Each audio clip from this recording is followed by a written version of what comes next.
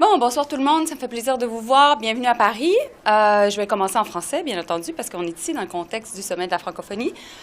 Alors, pourquoi être à Paris et qu'est-ce qu'on veut faire durant le Sommet de la Francophonie? Question existentielle. Donc, notre objectif, c'est de renforcer l'Organisation de la Francophonie, qui est une organisation que le Canada a cofondée à l'époque et qui est très importante pour nous. Et non seulement on veut renforcer l'organisation, mais on veut aussi faire en sorte de protéger la langue française.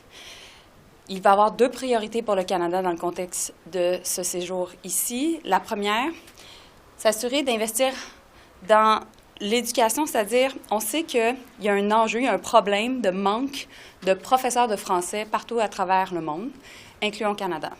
Au Canada, on a créé un corridor d'immigration pour des profs de français. Et on a aussi vraiment investi dans le fait de former plus de professeurs de français à l'extérieur du Québec. Alors, notre objectif est de travailler avec les pays membres de la francophonie pour s'attaquer à ce problème-là. Deuxièmement, on va aussi travailler sur la place du français au niveau de l'espace numérique, au sein de l'espace numérique. Donc, vraiment, tous les aspects de découvrabilité. Le Canada a investi, il y a maintenant quelques années, dans une plateforme numérique de TV5 Monde qui s'appelle TV5 Monde Plus. Nous avons été précurseurs à l'époque et avons octroyé du financement. Donc, notre objectif est de renouveler ce financement-là pour justement, encore et toujours, renforcer la plateforme numérique qui est TV5 Monde Plus. Du reste, ça va me faire plaisir de répondre à vos questions de nature géopolitique. And now we'll speak English. So we are here in the context of the Summit of the Francophonie to make sure that we re-empower the organization of Francophonie, which is an important organization which Canada co-founded some decades ago. And we're also here to make sure that we promote and protect the French language in Canada, but also around the world. There will be two priorities for us, the first one being education and everything that is linked to the lack of French teachers in Canada and around the world. We know that there's so many immersion schools across the country that are desperately in need of new French teachers. We've created an immigration corridor for French teachers to come throughout Canada and live in Canada, but we want to do more and we want to partner with many countries to make sure that we are able to educate our kids, our children in French across the country. And the second priority is everything that is linked to the discoverability of the French language on different platforms in the digital space. So we invested, and we were one of the first ones to invest in a new digital platform that is called TV5 Monde Plus, so TV5 Monde Plus. And in that context, we will be renewing our investment in that digital platform. For the rest, if you have any questions that are much more of a geopolitical nature, it will be a pleasure for me to answer. Question sur la francophonie. Oui. Plusieurs personnes se demandent, en étendant ses tentacules dans des pays où le français n'est peut-être pas nécessairement aussi prédominant, est-ce que la francophonie est en train de se diluer et de perdre sa force pour défendre le français? Mais ça, c'est un sujet qu'on a soulevé souvent, que j'ai soulevé souvent, parce que pour nous, Québécois, pour nous, francophones en Amérique du Nord, c'est fondamental que l'Organisation internationale de la francophonie se concentre avant tout sur la protection et la promotion du français dans le monde. Ce qui n'est pas nécessairement le point de vue de différents pays, incluant les pays qui sont là depuis très, très longtemps, qui font partie depuis très, très longtemps. Et donc, c'est pourquoi, au dernier sommet, on a vraiment mis ça sur la table comme priorité. Et là, on va pouvoir en parler davantage parce que, justement, je vous parlais du fait qu'il manque de professeurs de français au Canada. C'est le cas en France, c'est le cas ailleurs dans le monde. Donc, on veut travailler sur une stratégie, justement, pour, au final, être capable de transmettre notre langue via nos différents systèmes scolaires. Si on parle de géopolitique et de ce qui se passe présentement au Moyen-Orient, le Liban fait partie de l'Organisation internationale de la francophonie. Quel genre de rencontres vous espérez avoir cette semaine et à quel point ça peut vraiment aider ce qui se passe présentement au Moyen-Orient d'en parler à la francophonie? Bien, certainement, on travaille sur une déclaration en lien avec ce qui se passe au Moyen-Orient. Donc, les États membres auront l'occasion de se positionner sur cette question-là. Et le Sherpa de la francophonie a travaillé toute la journée aujourd'hui. Maintenant, lorsqu'on regarde plus la question du Liban, membre, j'aurai l'occasion de rencontrer le ministre de l'Information du Liban. Malheureusement, le premier ministre libanais et le ministre des Affaires étrangères du Liban ne sont pas là pour des raisons évidentes parce que la guerre frappe leur pays. Et donc, dans les circonstances, j'aurai l'occasion de parler avec le ministre présent, mais aussi réitérer notre soutien au Liban. Yeah. So, unfortunately, the foreign minister and the prime minister of Lebanon are not here for obvious reasons because war is plaguing their country right now, and so I'll have the chance to meet the Minister of Information of Lebanon to be able to talk about what's going on in Lebanon.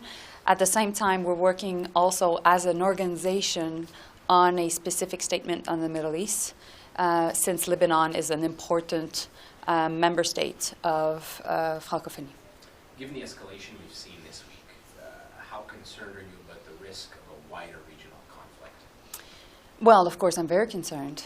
And of course, our position is the same. We condemn what Iran did last week by attacking Israel in an unprecedented way.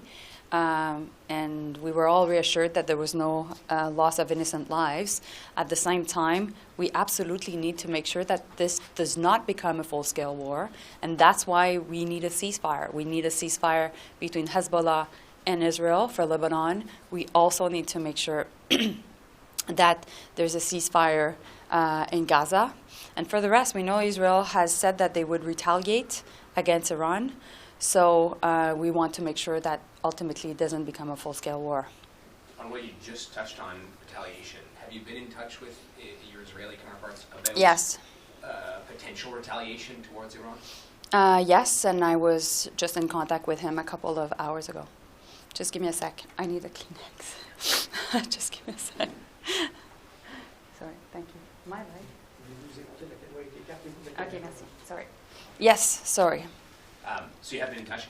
Anything you can share about those conversations? Is there a plan? What was your message to your counterparts in Israel? My message is the same. It's been the same, which is, of course, and I've just said it, we condemn the Iranian attack, and we need to make sure that at the same time, there will be severe consequences against Iran, against this terrorist regime, which is the Iranian one, and that there's not a full-scale war for the rest of the country. I can give you also an update on the Lebanon assisted departure if you want, and any other questions also.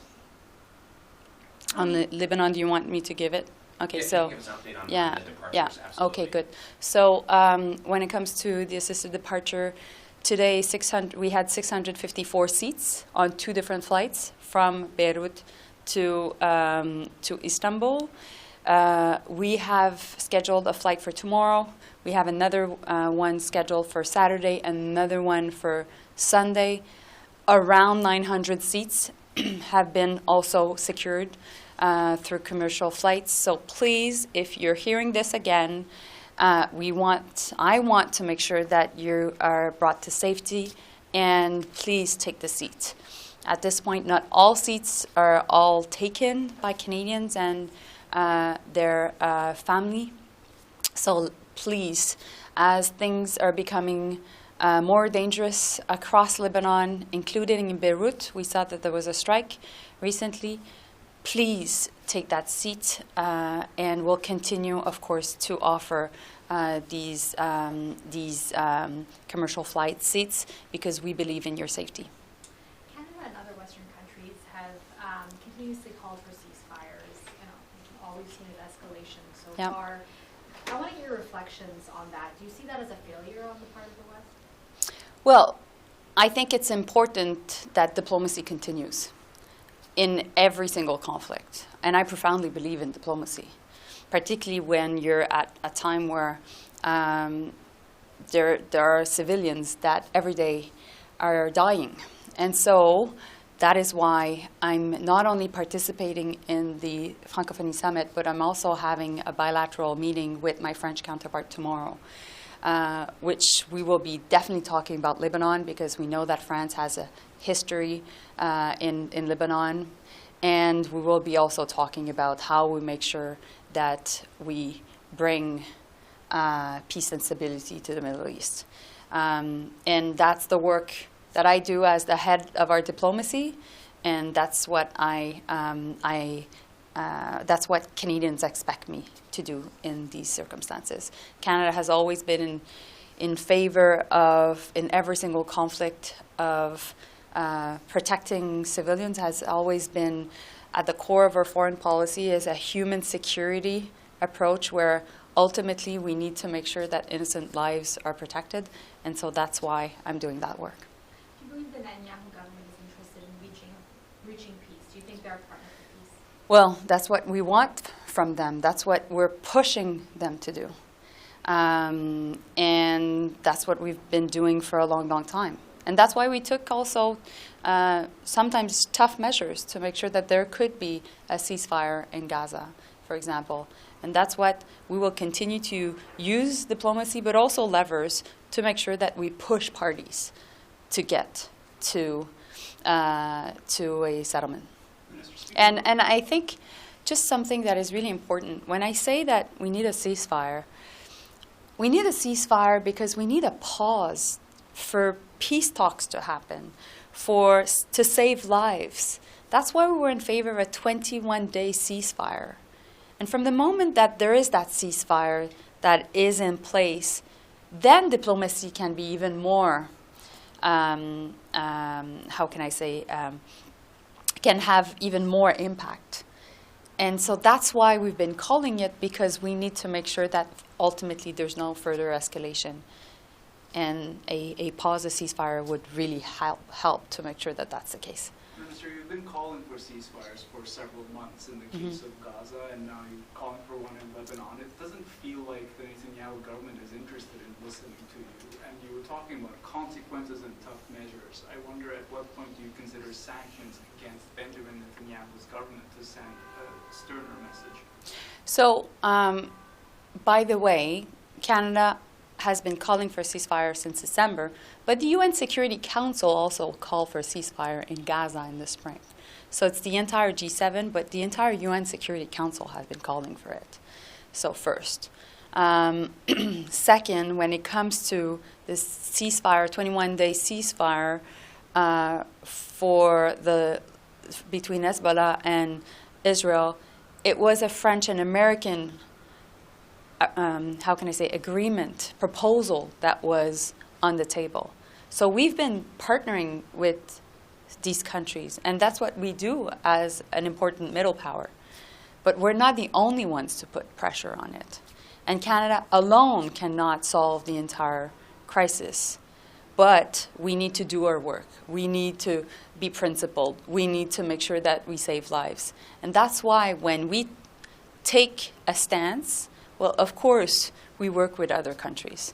It sounds like you're saying you won't consider sanctions unless your allies do that as well. We've been putting sanctions. Against the Israeli government, though. So we've been putting sanctions against the Iranian regime. We call the RGC a terrorist organization back in the spring.